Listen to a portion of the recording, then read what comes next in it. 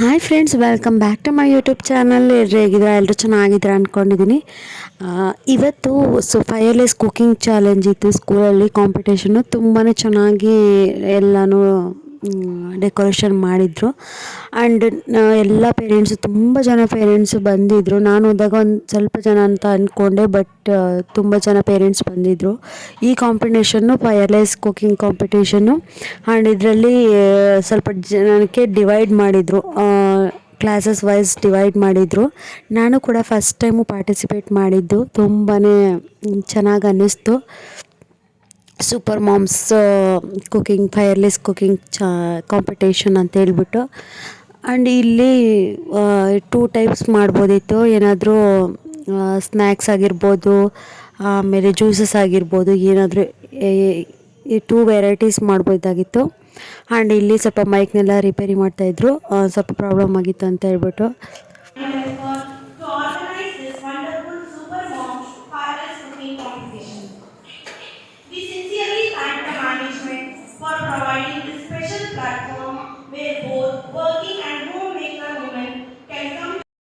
ಈಗ welcome speech ಎಲ್ಲ ಮುಗಿದ್ಬಿಟ್ಟು ನಮಗೆ ಕೈಗೆ ಗ್ಲೌಸ್ ಆಗಿರ್ಬೋದು, ಹೆಡ್ಡಿಗೆ ಏನು ಕೂದಲೆಲ್ಲ ಬೀಳಬಾರ್ದು ಅಂತೇಳಿ ಒಂದು ಕ್ಯಾಪ್ ಥರ ಕೊಟ್ಟಿದ್ದರು. ಅದನ್ನೇನೋ ಹಾಕ್ಕೊಂಡು ನಾನು ಫಸ್ಟ್ ಪ್ಲೇಸಲ್ಲೇ ಹೋಗಿ ನಿಂತ್ಕೊಂಡ್ಬಿಟ್ಟಿದ್ದೆ.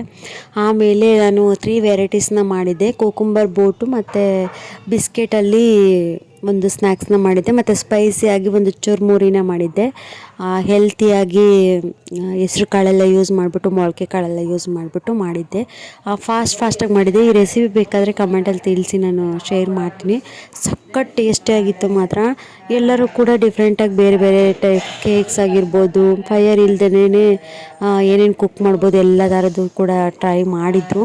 ನನಗೆ ನನ್ನದು ತುಂಬಾ ಇಷ್ಟ ಆಯಿತು. ಪ್ರೆಸೆಂಟೇಷನ್ ಆಗಿರ್ಬೋದು ಎಲ್ಲ ತುಂಬಾ ಇಷ್ಟ ಆಯಿತು. ಅವರು ಕೂಡ ಅದನ್ನು ಹೇಳಿದ್ರು, ತುಂಬಾ ಚೆನ್ನಾಗಿದೆ ಅಂತೇಳಿ.